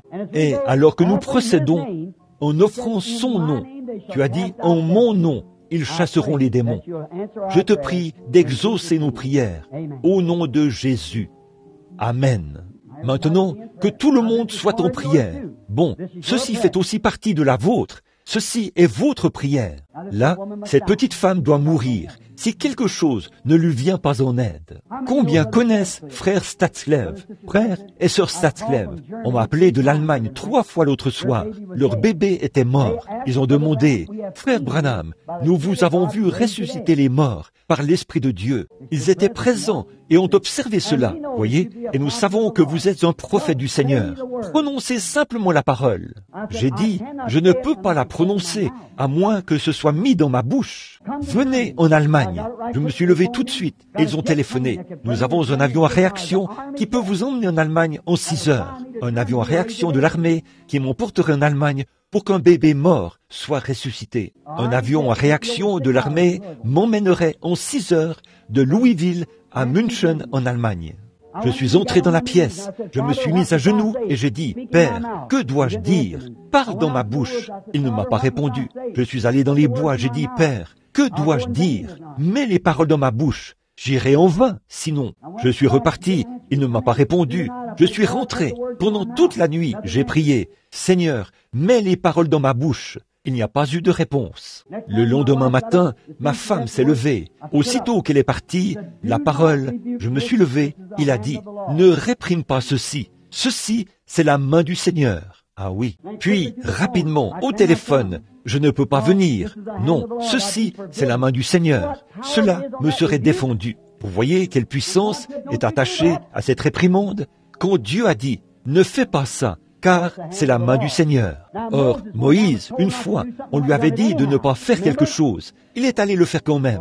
Vous vous en souvenez? Alors je n'y suis pas allé. Et je pourrais vous apporter des attestations de médecins pour 4 personnes qu'ils avaient déclarées mortes et après la prière et que la mort a été réprimée. Voyez? Nous nous tenons là pour réprimer cette chose. Et si Dieu vous a donné le pouvoir de faire quelque chose, vous feriez mieux de faire attention à ce que vous faites. Voyez, vous feriez mieux de faire attention. Il a dit, ne. Maintenant, souvenez-vous, ce n'est peut-être pas frappant pour vous, mais pour moi, ça voulait dire quelque chose. Voyez, ne réprime pas ceci. Une voix très douce et bienveillante, vers 6h30, je crois, 6h30 ce matin-là, a dit, ne réprime pas ceci. Ceci, c'est la main du Seigneur. J'ai dit, merci, Père. Merci Seigneur, je ne le ferai pas. S'il avait dit, réprime ceci, c'est l'ennemi qui s'est infiltré. J'aurais dit, allons-y, et cela aurait été fait. Quand ce petit garçon, là-bas en Finlande, était étendu là, mort, écrasé, sans même un os sain dans son corps, le Seigneur a dit que c'était la main de Satan. Il a dit, réprime cela. Et j'ai dit, mort, tu ne peux pas le retenir, ramène-le, laisse-le aller. Et là, il s'est levé d'un bond. Eh bien, il n'avait même pas un seul os brisé dans son corps. C'est la parole du Seigneur. Je ne peux pas utiliser la parole du Seigneur tant que la parole du Seigneur ne vient pas à moi. Mais dans l'Écriture, la parole du Seigneur m'a donné la commission de prier pour ces malades. Vous donne la commission de prier pour eux. Maintenant, la prière de la foi sauvera le malade. Prions, courbez la tête. Nous verrons ce qu'il dira quand vous vous avancerez. Vous êtes chrétienne, n'est-ce pas? Croyez-vous de tout votre cœur que Jésus va vous rétablir? Vous avez un petit problème d'estomac. Vous en souffrez depuis des années, sœur. Maintenant, vous allez vous rétablir, si vous croyez. Eh bien, Seigneur Dieu, cette jeune femme doit mourir, à moins que tu ne l'aides. Maintenant je prie, alors que je regarde vers elle, je ne vois aucune raison pour qu'elle meure. Et je sens dans mon esprit, Seigneur, que c'est ta volonté. Tu permets maintenant que je réprime ceci. Satan, laisse-la aller. Au nom de Jésus-Christ, puisse-t-elle être guérie, venir à cette église et rendre témoignage à la gloire de Dieu. Amen. Maintenant, aussi simple que cela puisse être, madame, vous allez vous rétablir. Croyez-vous cela, frère? Croyez-vous, ici en bas, que vous allez vous rétablir? Allez maintenant, commencez à manger ce que vous... Alors, vous serez rétablis. Maintenant, tu t'attends à donner au monde une attaque et à le paralyser. Il t'a donné une attaque et t'a paralysé. Maintenant, le Dieu du ciel a ôté cette attaque du monde. Il a donné la rémission du péché. Et par ce même nom, il peut vous donner la rémission, vous ôter cette attaque et vous rétablir. Vous croyez qu'il peut faire battre ce cœur correctement? Si vous faites cela, vous serez rétablis. Seigneur Jésus, cette pauvre femme doit rester dans ce fauteuil jusqu'à la fin de sa vie et ensuite être enlevée. Mais nous demandons que cette puissance de Satan la quitte. Puisse-t-elle vivre marcher et être aussi normal que jamais. Nous le demandons au nom de Jésus. Amen. Vous croyez? C'est une œuvre achevée, c'est fait. Qu'est-ce qu'il y a? Sans crainte, sans... N'était-ce pas? Vous avez été guéri du cancer une fois. Lâchez prise, donnez tout à Jésus. Seigneur Jésus, je pose ma main sur cette femme et je réprime sa maladie. Je sais qu'elle est chrétienne, née de l'Esprit. Je la débarrasse de cela dans le merveilleux nom de Jésus-Christ. Amen. Seigneur Dieu, pour son précieux frère, je demande son salut au nom de Jésus. Tenez-vous-en à cela. Amen. Ce sera fait. Es-tu prêt à recevoir ta guérison, fiston? D'accord. C'est maintenant entre ses mains. Seigneur Jésus, sur ce jeune homme qui a dit qu'il prie pour recevoir de toi sa guérison, en tant que ton serviteur, je lui impose les mains au nom de Jésus-Christ. Amen.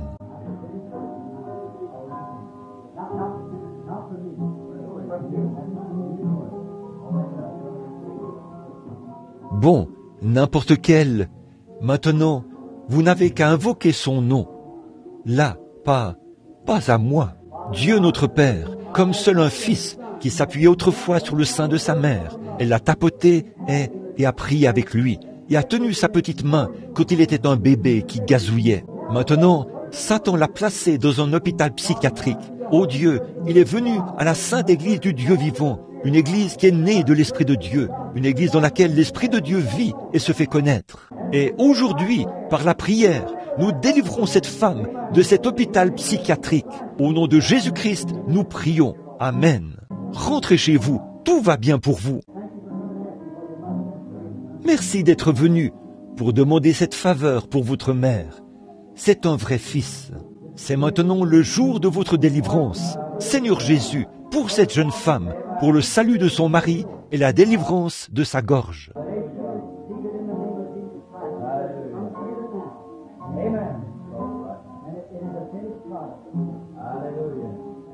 Puisse-t-elle le recevoir au nom de Jésus-Christ, qui dit « Viens, crois-le maintenant ».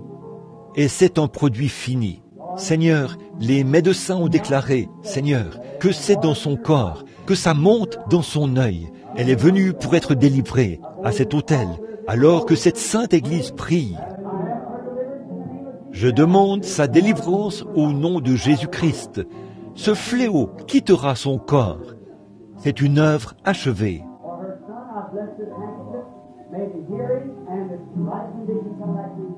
Pour son fils, je bénis ce mouchoir.